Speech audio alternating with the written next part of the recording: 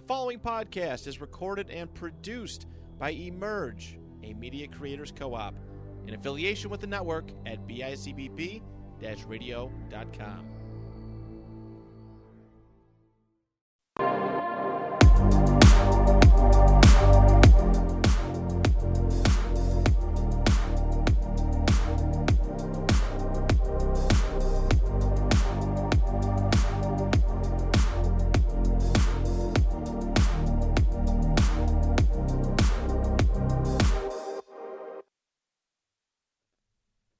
Hello, and welcome to the 5th episode of the Big Yak Podcast. It's your host, Mike Pareto, once again. Alongside me is Nico Salimbeni and our guest star, Jason Vranic. Hey.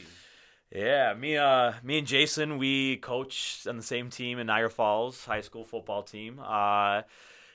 Just started to get to know him the last couple of years and want to have him on the show and talk about, he's a lot of football experience, a lot of football knowledge.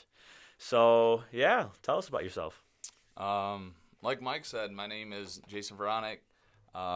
Graduated from Niagara Wheatfield in 2014. Played football since I was 6. Wrestled, soccer, things like that. Long story, short story? Let's do a long story. Long story? Let's hear it straight from the beginning. Wrestling was my main sport growing up, but I always was pretty good at football. And then as I got older, I kind of focused on those two sports. 7th and 8th grade, I wrestled varsity. I had 112 pounds, so I was a little guy. And then 9th grade, they wanted me to wrestle 112 again. So I was just like, can't do it. So then football became my main focus, and I just started working out 9th grade, adding weight, probably 25, 30 pounds of muscle. And then whatever it was, I started getting better with wrestling and with football because I was still kind of wrestling in the off season, just not for the school.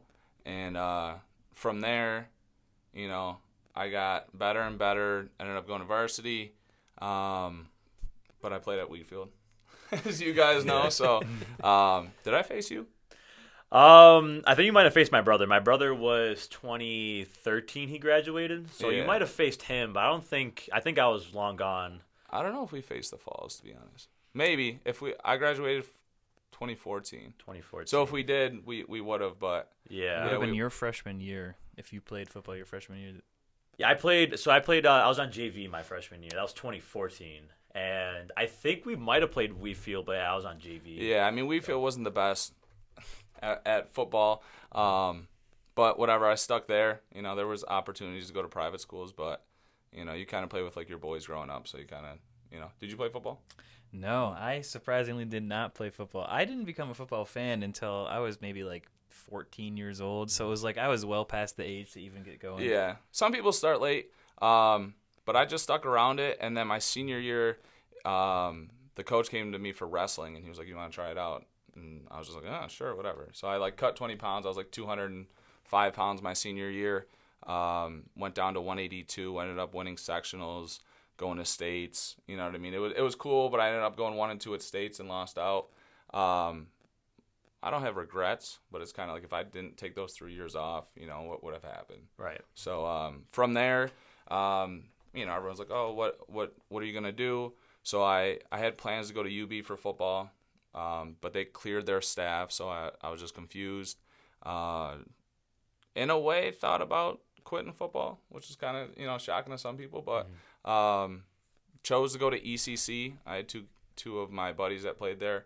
Do you know Lucas Gravel? Yeah, long snapper, yeah. Yeah. Lucas went there, and this other kid named Nick Urusi. I don't know if you know Nick Urusi. Yeah. Big Nick. Yeah, my brother played with him Yeah. when he was at ECC for like a year or two. Yeah, so them two kind of told me about it. And I went there not knowing much about it. So I went there, little, I don't want to say scrawny, but I was muscular, but, a little white kid going there. None of the coaches really knew me. They called me Sunshine because I had the long hair. Yeah. So I went there, and then, coaching now, you know how some of those kids are. You think everything's handed to you. And I was like the 3rd, 4th string linebacker going into camp. And then ended up getting the starting spot. I was All-American my freshman year there, so that was pretty dope. I think I was Pretty like good second. resume. Yeah. Some of the resume builders. I was like second in the country in tackles for loss. Some big things there. And then second year wasn't as successful, but once you get that name as like All-American, you're It gets you places. yeah, you get a target on your back. But then from there, the head coach at Penn State, not at Penn State, at ECC, he went to school with the linebackers coach at Penn State. So that's kind of where the connection was made. So he sent out my film, got the preferred walk-on spot, so I wasn't a scholarship guy, but same thing. Work your way up there, dream school, played there. Not as much as I wanted to, but, I played with like Saquon, Micah Parsons, Mike Gesicki, Chris Godwin, the list goes on, but played with Ryan Bates for the Bills, if you guys are Bills guys, so I'm still close with Bates, but yeah.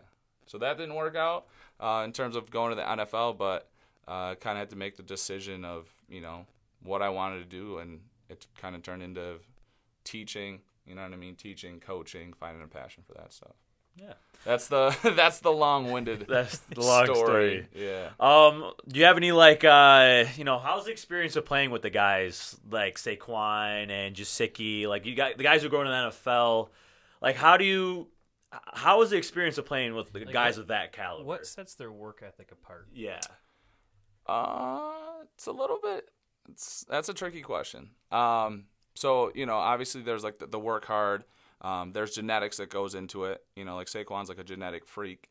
But everyone has their different things. There's people like I say for myself, like I think I was someone who tried to like maximize my potential. Where I was like just a little kid from Wheatfield, and like I just tried to watch as much film as I could, lift as much as I could, do everything I could. Where there's some people that can get away with that. You know what I mean? Not to put like Micah, but like Micah's like a genetic freak. Right. 6'4", 250, runs a 4.4. Play anywhere on the defense. You could train as much as you want, you won't do that. You know what I mean? But like Saquon, Gesicki, Godwin, all those dudes.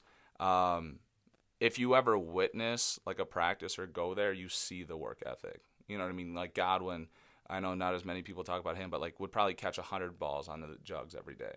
Yeah.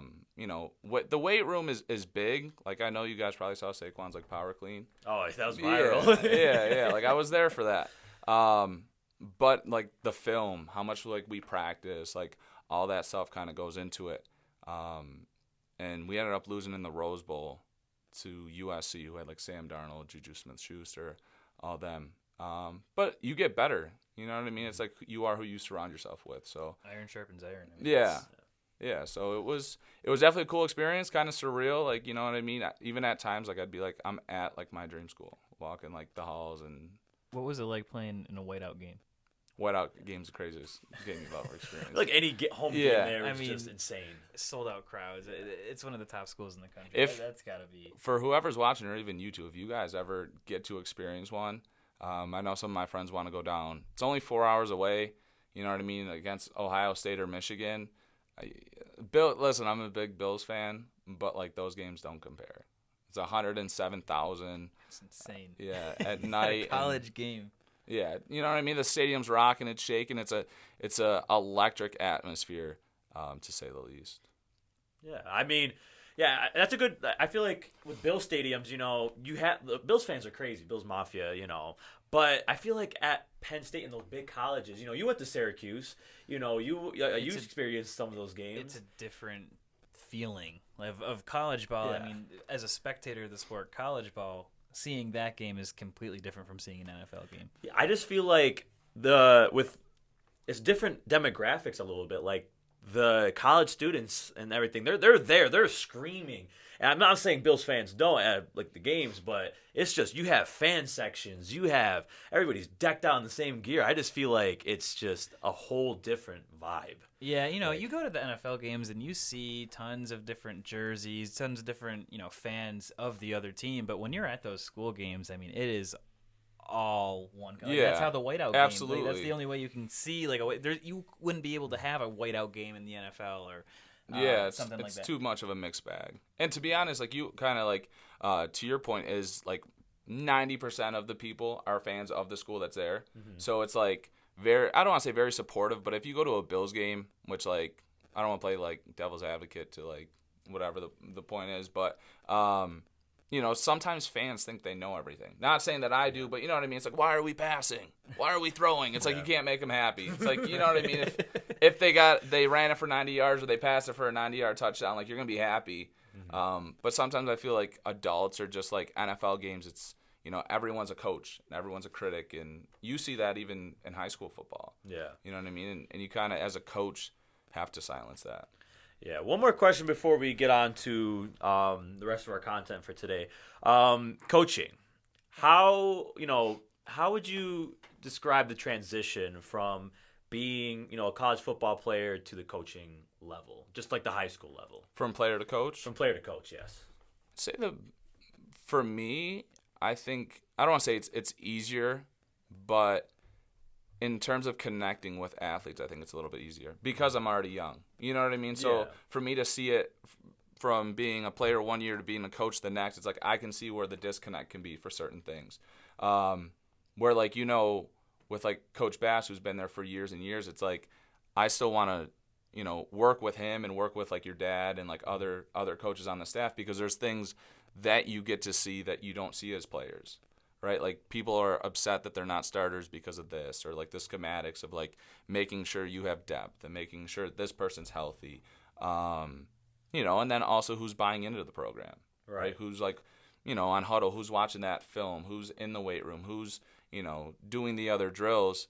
So I think the biggest transition is understanding player trust, buy-in, and then also not micromanaging, right? And I think coming into the falls, I made it a priority that I didn't want to seem like I knew more than anyone else. Yeah. You know what I mean? Just because I played at Penn State doesn't mean, I know more about football than you or you. Like, you know what I mean? I might know at the linebacker position certain aspects for sure, but there's definitely like little things that you should pick up on and kind of be a sponge to.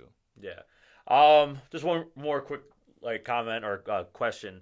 What would you tell if there's a high school player watching right now, say a senior, and they want to go on to college football? Do you have any advice for them? I would tell them as a freshman. That's my thing. As a freshman? Your question was to a senior? You want me to do it to both? Yeah. To a senior, it's more about what's going to set yourself apart.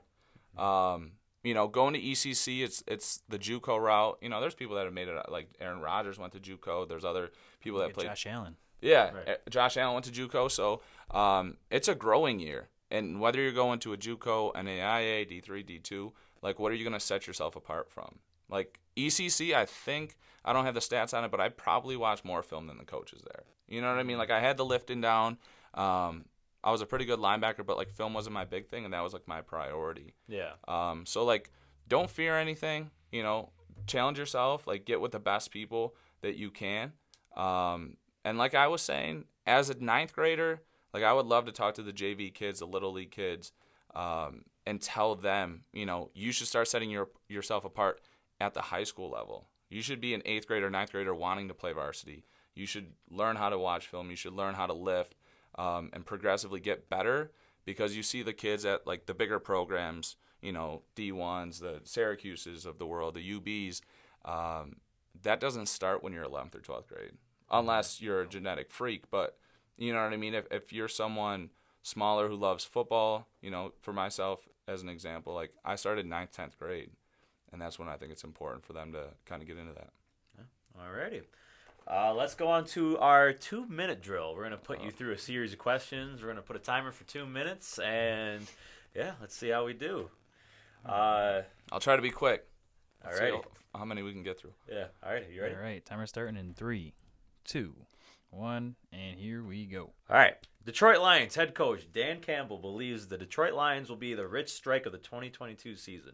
Are they a sleeper team this year with all their additions that they've done? I think so. I might be biased, but there's two guys I know, Jason Cabinda, who's a fullback, Amani Oruwariye. I don't know if you guys know that name, but the cornerback, he played with me at Penn State. There was a thing that he might be the breakout player of the year. So for defense, I think Detroit, I think they had like 6 or 7 games within 3 points. So I would say yes. Yeah, they only had 3 wins last year, so They beat the Cardinals, though. They did. Who were like 10-3 at the time, so yes. Bucs running back Leonard Fournette showed up to minicamp at almost 260 pounds. Should fantasy players be concerned? Why or why not? No. I think he'll get down there. He doesn't seem like a character guy. Who did it, like Eddie Lacy a couple years ago. Oh, yeah. So I think he'll get down. He definitely shouldn't have got up that high, but I think he'll be good. Yep. Yeah. Browns wide receiver Amari Cooper was given a 90 overall in Madden 23 this year, meaning that he would be the 10th best wide receiver in the NFL. Is this rating accurate? Is he a top 10 receiver in the NFL? No, we talked about this a little before. I put Jamar Chase above him. Yeah, Jamar Chase was 87. Yeah, I put Jamar above him. Patriots traded N'Keal Harry to Chicago. Does this improve their wide receiver room, or are they still one of the worst units in the NFL?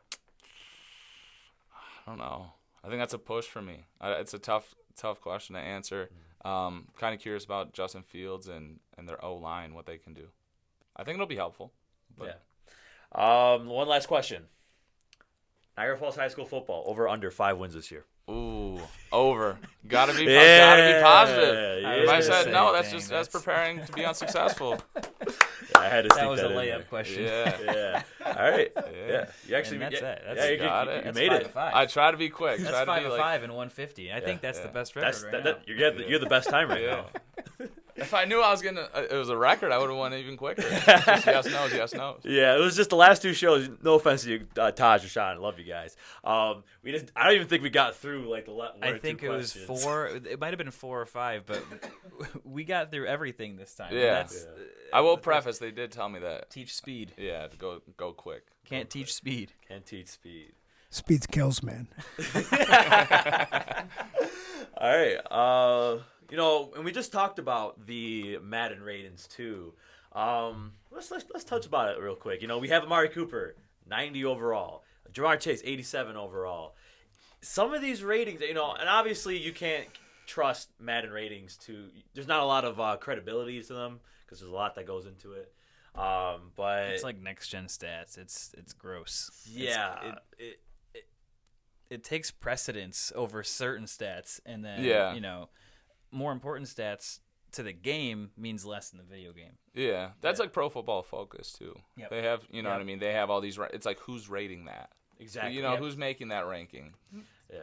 Do we have any notable guys? Okay, I got the list up here. Keenan Allen above Terry McLaurin, yes or no? I mean, they're both at 91. Yeah, I had Scary Terry on my fantasy team, so I'm a little biased. Yeah, Terry McLaurin, I think, is one of the best young receivers in the league. And nothing on Keenan Allen. Keenan Allen, is a good route runner. He has nice hands. But Terry, man, I think he is just very gifted. I don't know. And I'm kind of jumping the gun on your role of, I know we'll probably talk a little fantasy, but Jahan Dotson. I don't know if you guys know him. He was the slot from Penn State. Went to Washington, right? Yeah, he's with Terry now. So I think that kind of opens it up. That's going to be a great offense. That's a little sleeper pick for you guys. I'm a slot receiver kind of guy when it comes to fantasy because it's, especially if you're PPR, that might open it up for either Jahan or for Terry. Yeah. I also saw something as well. It was Trent Williams. 99? Yeah, he's a 99. Finally, offensive tackles getting some love. Yeah, first offensive lineman ever. He is obviously one of the best tackles in the league, but is he still a 99? He's what, 30? He's like 34 now. Yeah. I don't know. That's kind of There was a podcast I saw.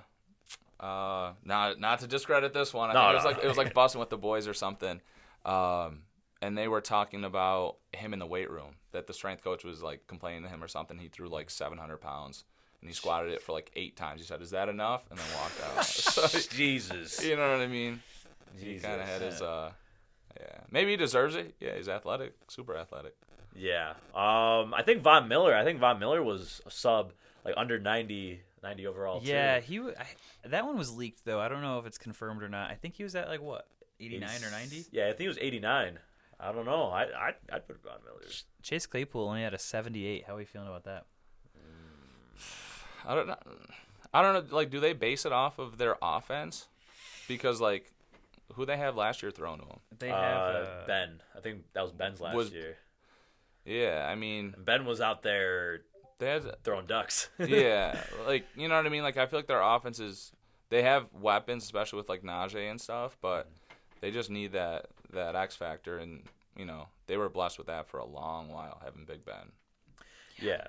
When Big Ben was healthy and in his prime, he was great. It was just the last couple of years watching him, it was kind of tough because he would try to escape the pocket and he would just get mutilated. He would just get, crushed. And like this past year, like there was one game where Najee had 19 targets, and I'm like, that shouldn't happen. Just dumping it down. just dumping it down. I'm like, see, the Claypool rating. I feel like that's not that. I don't know. It's a solid. It's around the ballpark. Fair. I'd probably say for a Madden rating, it is. Like, yeah. Not everyone can have 90s. You know what I mean? You kind of have to Yeah. have your top tier in the 90s. I feel like your 80s are like good, and then like your 70s are above average. Yeah, and he's not even the best receiver on the team either. They have Deontay Johnson as well. Yeah. He's been a top slot receiver in the NFL the last 2-3 years. Here, for all our Bills fans out there, Isaiah McKenzie had a 76. How are we feeling about that one? 92 overall speed, 94 acceleration, but only a 53 strength rating. Madden is calling Isaiah McKenzie weak. What? I think it's a fair rating. Fair. The 76. The strength of 53 is disrespectful. That is disrespectful. But it's because he's a small guy. I think it just, he has to prove himself. He had the one big game against New England. But then, like, this year, he's going to step into that role, hopefully. Who was it that threw that touchdown pass to Josh Allen last year? Was it Stephon Diggs? I think it was Diggs. That might have been Diggs. I think McKenzie was like on the end around. I think they faked it to him, but I Was think it a little the Billy? yeah, the Billy. Yeah, and then I think Diggs ended up throwing it to him. I want to say. Speaking of Diggs throwing, his throw power is only at a 46, and yet he launched that. He put that right into the chest, and it got some distance on there too. Yeah. Yeah. I mean, but yeah, you can only go so far with Madden ratings. I feel like because also Madden, I feel like as the years keep going on, it's just the same video game. So I mean, it's that's why when you guys ask if I play Madden, like I don't play that much. If you're at like a buddy's house and it's not hard to learn. It's the same thing for the past 20 years. Yeah, you've been playing it the same controls, everything like that, and it's more nowadays. It's just more of like a competition thing. Like somebody's calling you out, like, I'm still a sucker. I get the same get it game every year. I buy it every single. I pre-order it, all of it. You gotta game I'm more share of a. I know this is like a sports podcast, but I'm more of like a Call of Duty guy. Yeah, There's a new one coming out, but I mean I don't game as much as I used to when I was younger. It's like older we get, the less gaming you can lose do. time. Yeah, exactly. You can't stay up till like 4 a.m. anymore playing Call of Duty, and then you're drinking like a Mountain Dew and like eating McDonald's. Getting that second wind at 3:30, halfway into your Mountain Dew, and Oh yeah, I miss those days. Let's go to the fantasy aspect of things. We talked about it a little bit, but I really want to touch on defenses this year. I think last episode we talked about tight ends. One episode we talked about running backs. Let's talk about defenses, and I really want to talk about it with you because you're a big defensive guy as well. Yeah, I was just gonna say, yeah. yep. So I feel like it's only right. Are these accurate? Like the Bills are the number one? This is what. Yeah, they have both Carabell, Yates, Cockcroft, Clay, and Moody. Actually, no, Moody rated them 2, but everyone else ahead of him rated them 1. I mean, I was gonna say I'm a little biased. I was gonna say the Bills are, you know what I mean, just most complete in terms of, what I thought they're missing out on was just a good pass rusher. But even they got that. Yeah, they got Vaughn now. Like they have all they got their finisher. Yeah, they all got the young guys that they're learning from.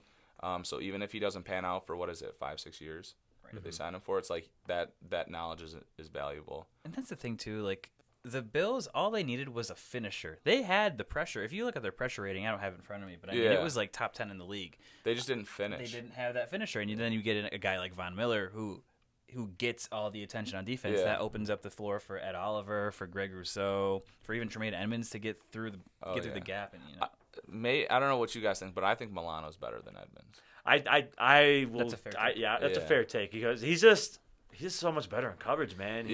And I think Milano just has a better pop. And like the IQ to it. I feel like Edmonds has the measurables. He's a 6'5", huge, runs fast, but Milano's always there making tackles. Here's my thing. Tremaine Edmonds could be the best linebacker in the league if he can just fix that processor. If he can just see the field a little bit faster.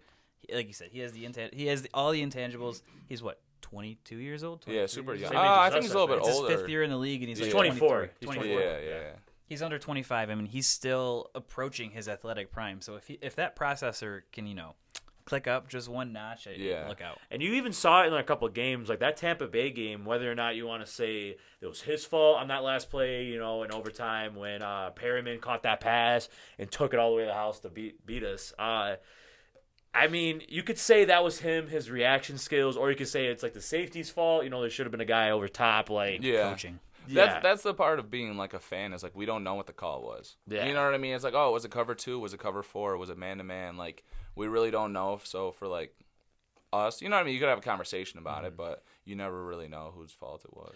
Yeah, I just think with Edmund so far, as you said, he's still young. The thing is though, he has all this pressure on him. You know what I mean? He has all these expectations. You're in a contract year now too. Yeah, he's in a contract year too. So maybe he'll go a little extra. Yeah. It's just a couple of games where he didn't read the hole good enough, or like he just didn't hit the hole fast enough when he was blitzing, or it's just some of those little things. But with Milano, I feel like it's just the game's a little bit more quicker for him. He's like twitchy. Yeah. You know what I mean? Like it's fast. He's seeing everything in slow motion, so he can he reads offenses. Absolutely. 10 times better than Tremaine Edmonds. Would you guys, so in the fantasy aspect, would you guys take the Bills' offense as the first defense off the board? Offense. You said offense, defense. Oh, defense. First defense. Oh, absolutely. I think that's fair. I know they were high last year, but I think the 49ers are still going to be solid again. Like they're fifth on this. What is this? ESPN rankings. This is ESPN. Yeah. I always think the 49ers are a solid defense. They've always been like a tough defense. Like, yeah. I don't remember a year where they've been like that bad. Yeah, so that's like a safe pick. Bills would go first, but it's always kind of, when you want to pick defense. How important is it to you? So I want to talk about this one. So there's a split across the board, and I want to see where you guys land on it. The Ravens' defense this year. Some have it ranked as 17. Another one has it ranked at 15, but 2 of them have it ranked as 4. They're my number 3 defense this year behind the Bills and the Bucs. My thing with the Ravens is they really did get a lot of DBs. It's just, I don't know, their front line I feel like is the only thing that's lacking a little bit, and it's not even bad. You have Owe. He was there. He's an athletic freak, a little bit raw. He was at Penn State too. Yeah, he was at Penn State too. And I remember when he was coming out for the draft, everybody was saying how raw he was, and he dropped a little bit. And then he came out last year. He actually had a kind of a solid rookie year. Yeah, he balled out. Yeah. My only thing to that, and I think maybe it holds precedent to like the Bills being up there, is like your defense kind of is based off your offense too.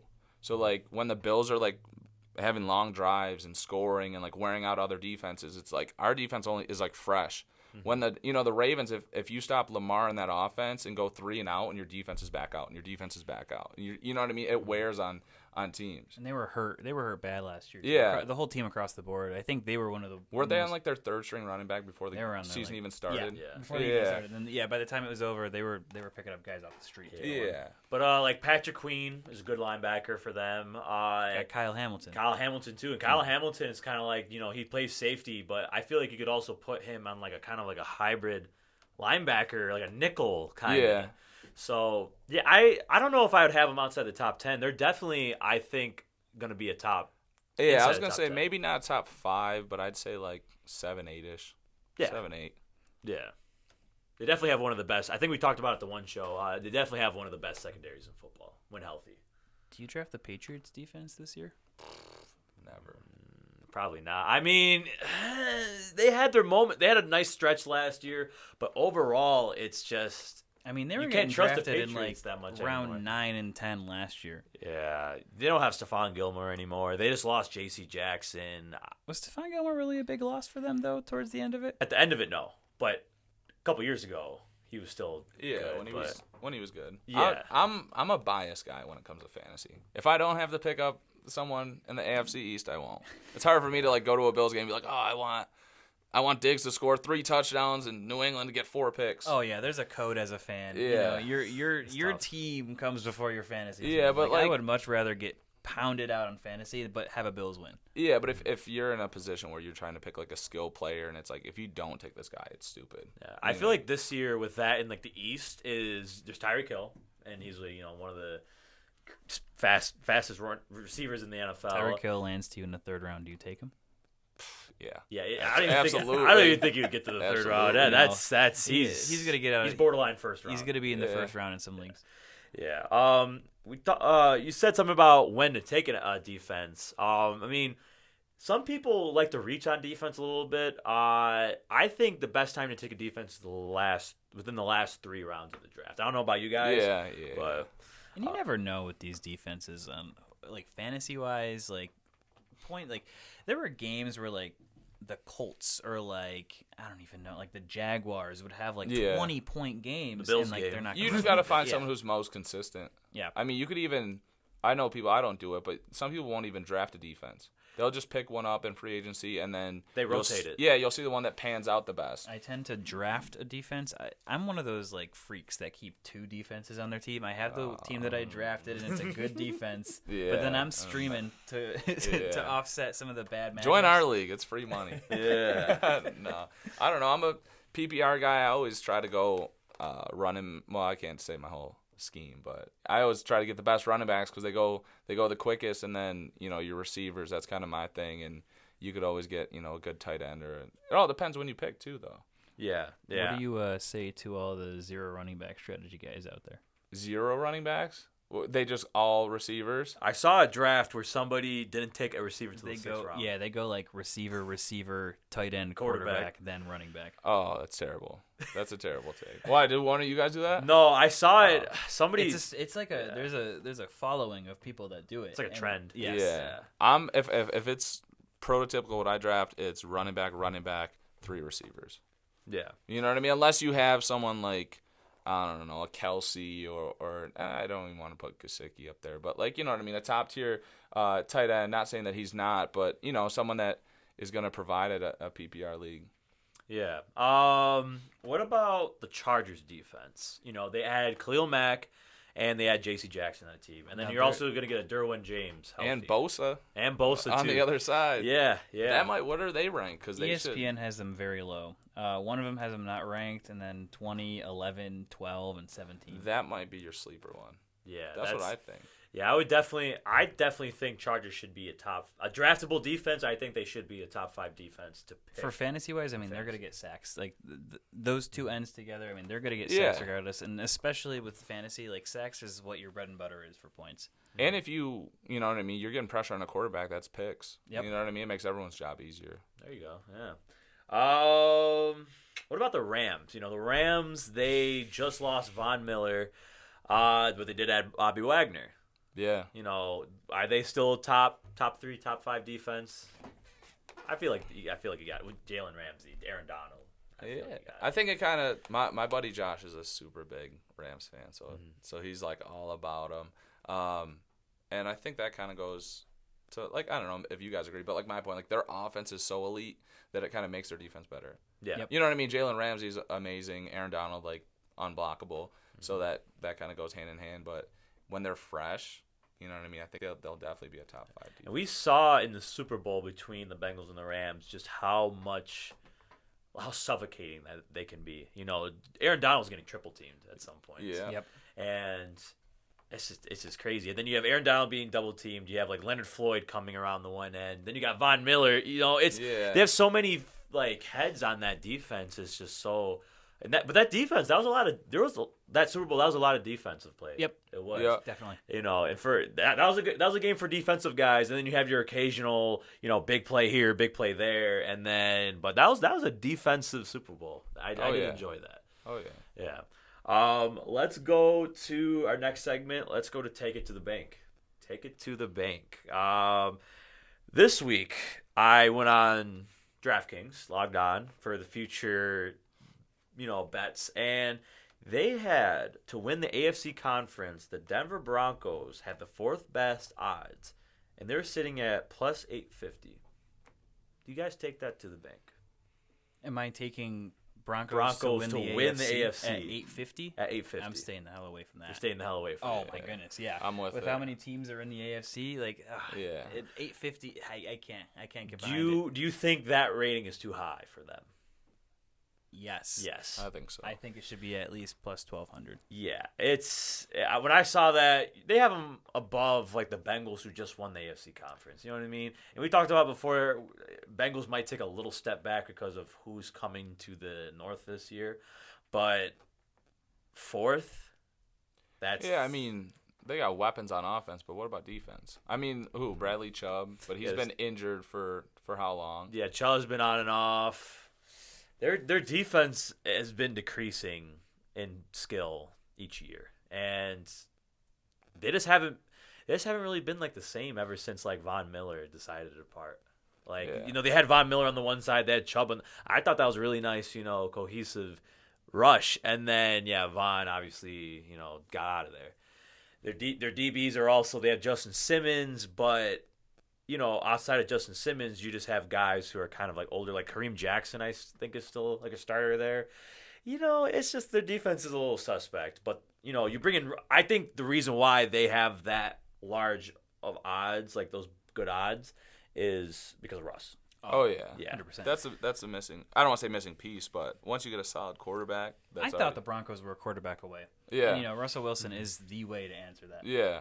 Yeah, and they also have the emergence of Javonte Williams too. He's going to be a big fantasy guy this year. And you also have Jerry Jeudy too. You give Jerry Jeudy a good quarterback, And he a might healthy, be Cortland Sutton. Yeah. KJ Hamler. Yeah. Tim Patrick. Come on. Yeah. So That's they got weapons for sure. But Yeah. is there 5 teams better that you think could win the AFC? Yes. Bills, Chiefs, Colts.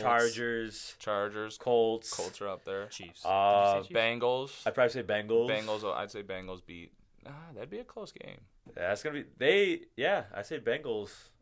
I think Bengals. Yeah, I'm gonna go Bengals. That would be a close game though. I have them outside the top 5 though.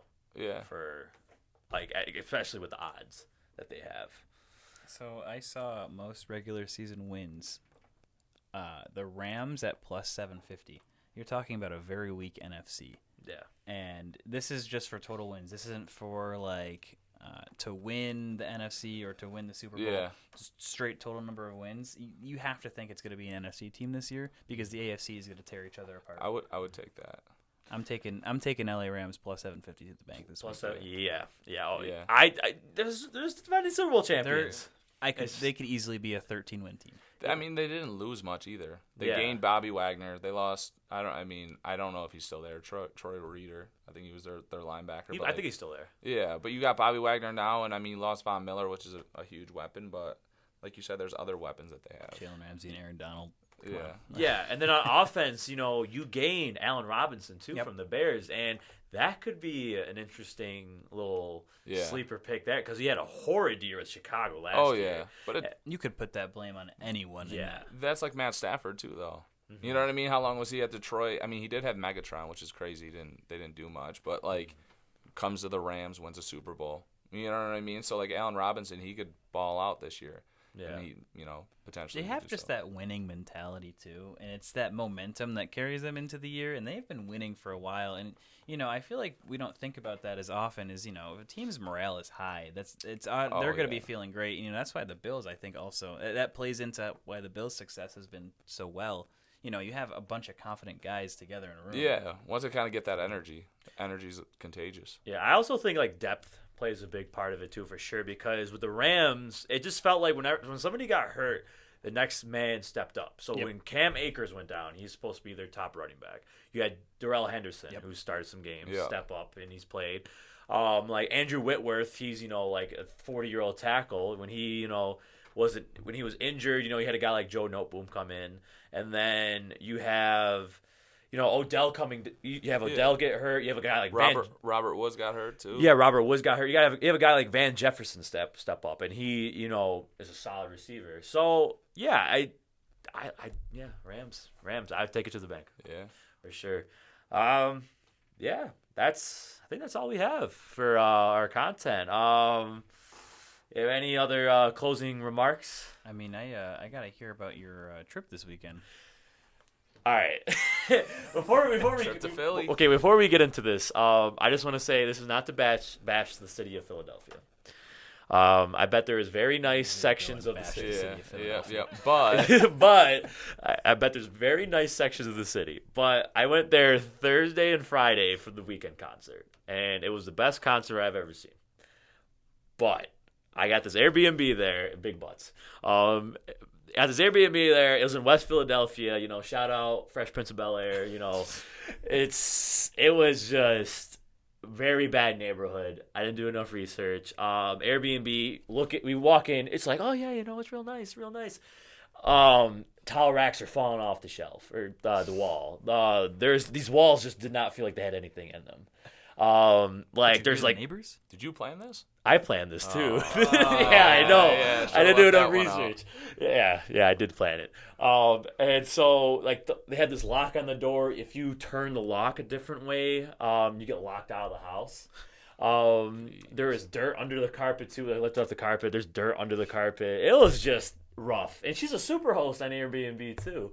So yeah, I go to the concert. Concert's great. We got Uber back. Couldn't find an Uber. We had to take a taxi.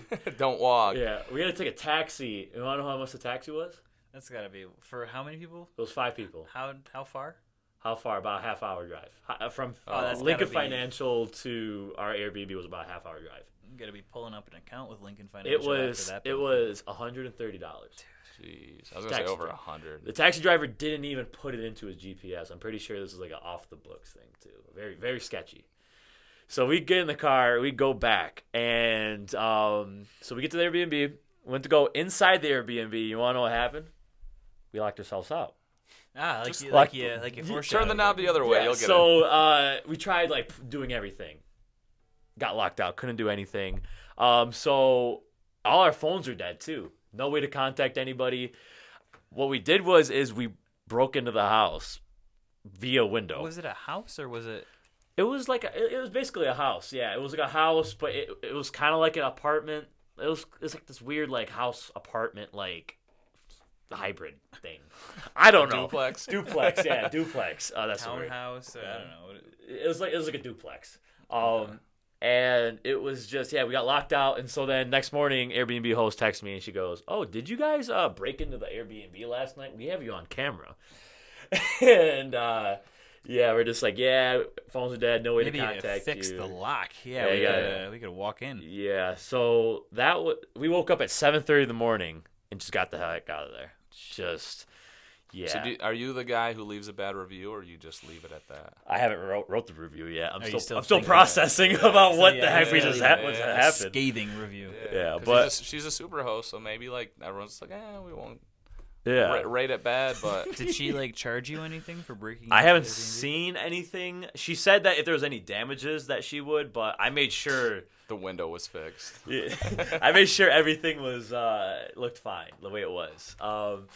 But yeah, I even got a Philly cheesesteak, and it was just underwhelming.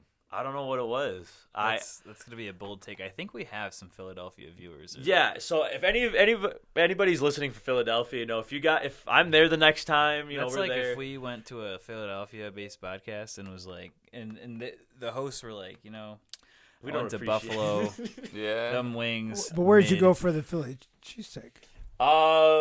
Did you go to like King of Steaks or whatever it's called, the two places that are right? Did you go to the Anchor Bar of Philly cheesesteaks? I went to this place called John's. Okay, so you went to just a regular place, not the touristy place. Yeah, and it was good, but it's just I don't know. It was just a steak and cheese sub to me.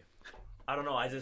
Yeah, but that's like someone going to Papa John's getting wings here and saying, Buffalo wings are Yeah. I don't know what that place is like. Again, for people watching this, we're in Buffalo. We're in Buffalo area.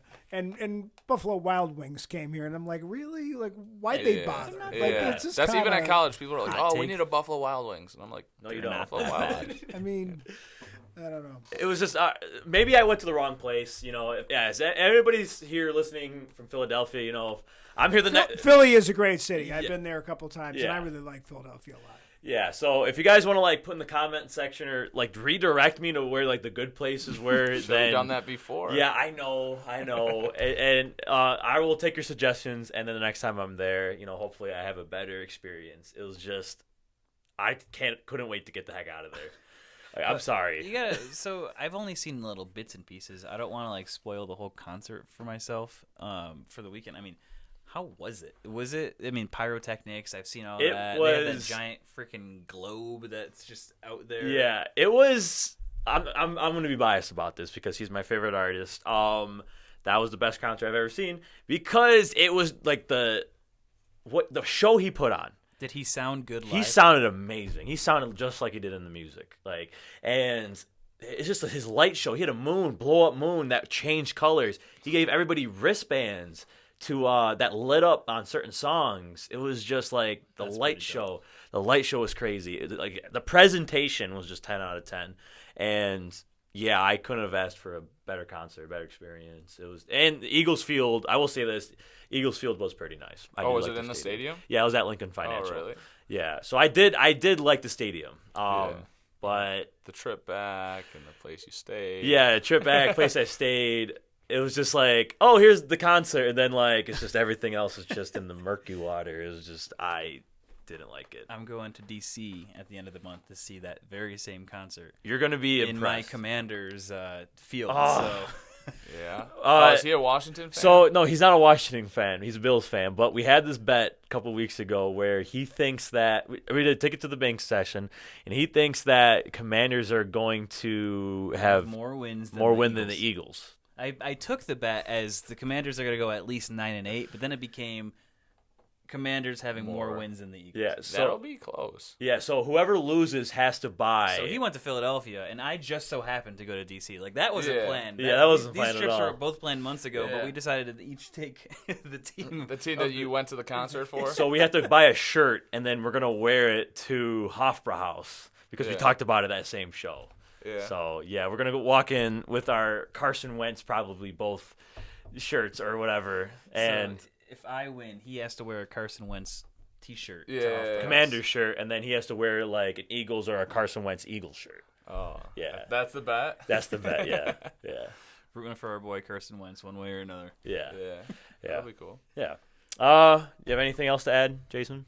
No, it was cool. Like I said, this place is pretty dope. Like I never even knew this was here, but I was excited that you guys brought me on. Oh, what I was thinking, kind of when we were talking about it, is like, what's the wing spot you would tell people if they came to Buffalo? Okay, that's a good question. That's fair. I'm gonna go either Barville or I'm gonna go this place called Elmo's. Elmo's is off of Millersport Highway. Elmo's was good. Yeah, it's by you drive right past it if you. Yeah, in Amherst. It's like a little bar, a little sports bar. It's a Bills bar. It has Bills Sabres. It's very good. Very good. To Barville though. Barville is the best. Barville is just insane. Yeah, like you got to go to the Easter Whirl one too. The one in Clarence is good, but the Easter Whirl one. OG one, you always got to go OG. Exactly. Yes. If you like spicy, what is it? Cajun honey butter barbecue. Honey Cajun, little tongue twister. I know it's not traditional Buffalo, but like man, that's the Josh Allen plate too. That is Didn't you see that thing where like someone said he ate 40 wings like the one day? I mean, he's an animal, so yeah. I mean, he's a huge dude. Probably after a practice. Imagine that. So we're all Barville. All Barville. What about you, Mr. Morano? Do you have a preference?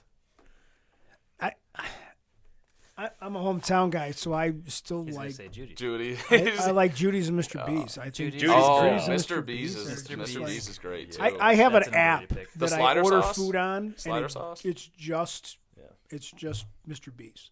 The only reason I have the app is it's to order the Mr. B's app. They come to my house on a regular basis. They all know me. Yeah. It's almost always the same thing, like the half tray special. The Moranto today? The half tray special, and I tip good too. So, but there you go. no, but if I'm on this side of town, then I definitely go to Judy's because Judy's is great.